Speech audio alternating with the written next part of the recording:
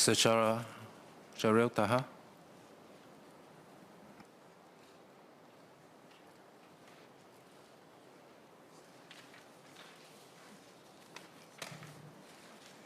Speaker, question 59? 59.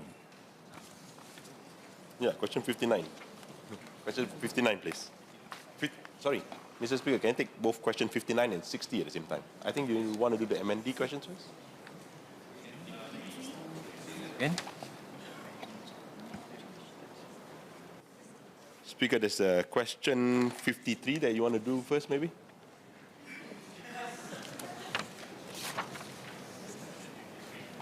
But I'm okay if you want to do question 59. You're right. 53 first, sorry, you're right. Mr. Thank you, Speaker.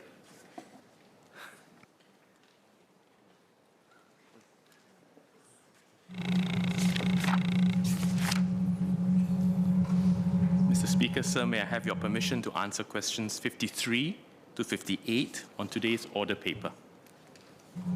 Yes, please.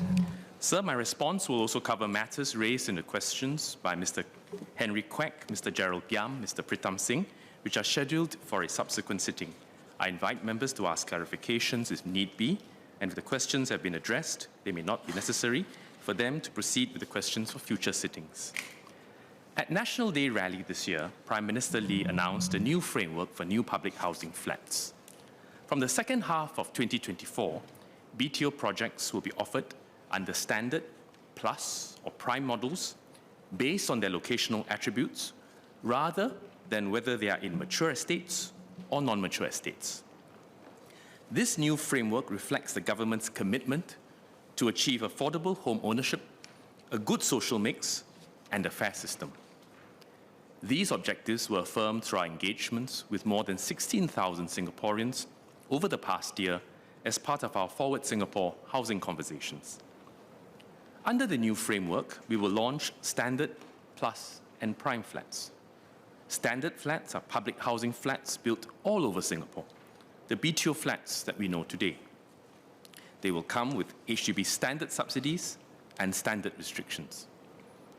Plus flats are in choicer locations within a region and will have more subsidies and tighter restrictions than standard flats.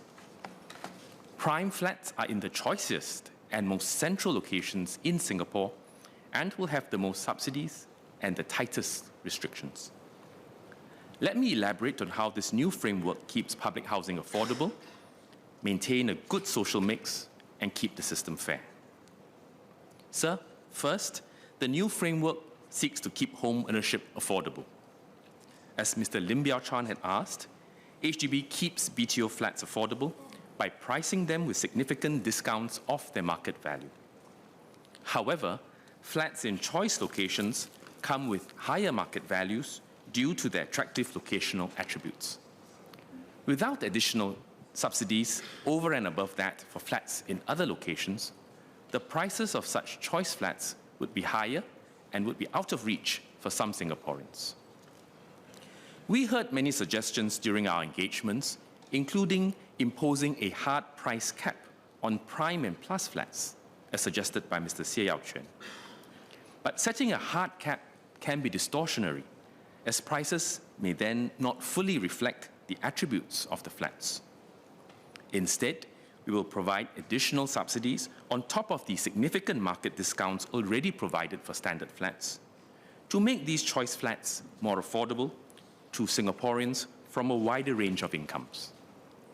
On top of these market discounts, we provide progressive grants through the Enhanced CPF Housing Grant, or EHG, to eligible first-time home buyers to provide more support to those who need it most. Second, the new framework seeks to maintain a good social mix in HDB estates across Singapore.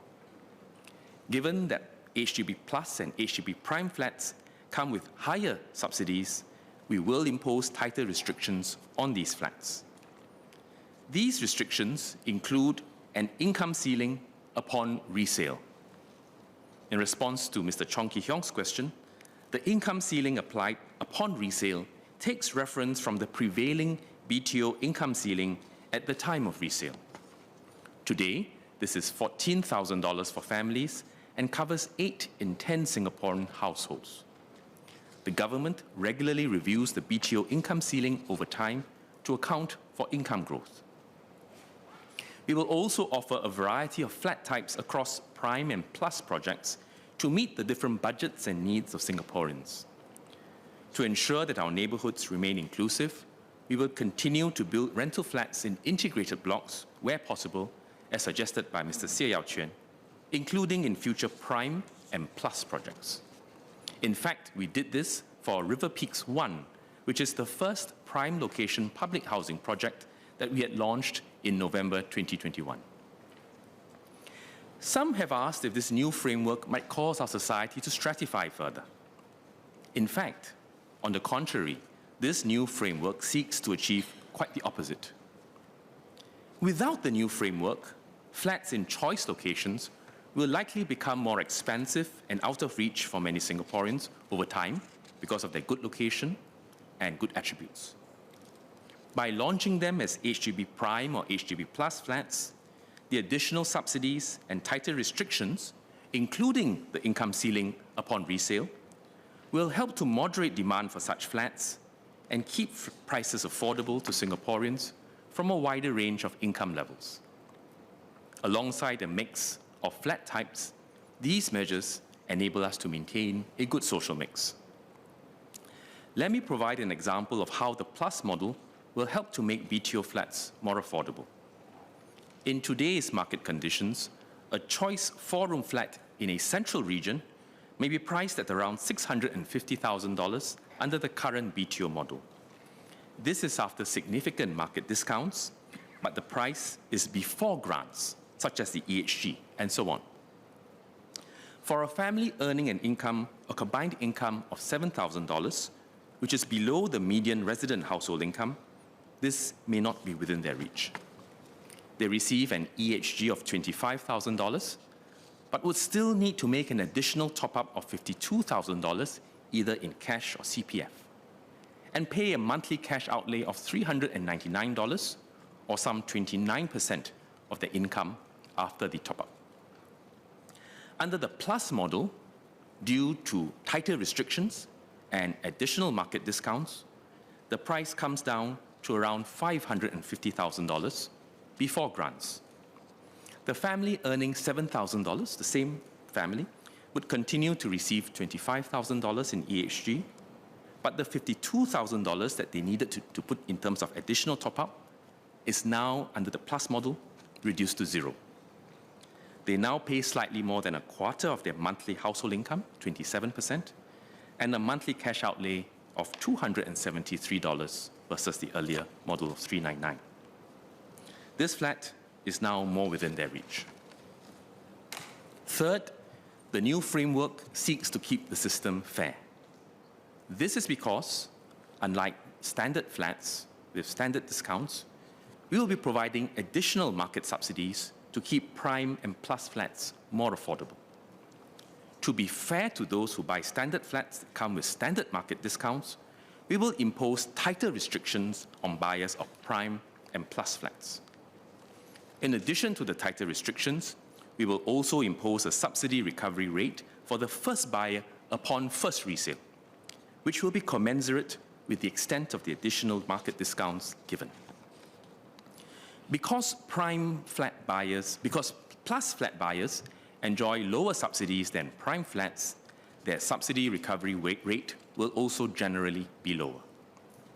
Similar to prime flats, plus flat owners will also have a longer minimum occupation period, or MOP, of 10 years, and will not be able to rent out their flat at any time.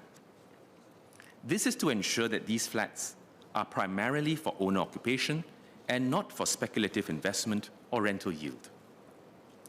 In our Forward Singapore housing conversations, many Singaporeans shared their views on the length of the minimum occupation period.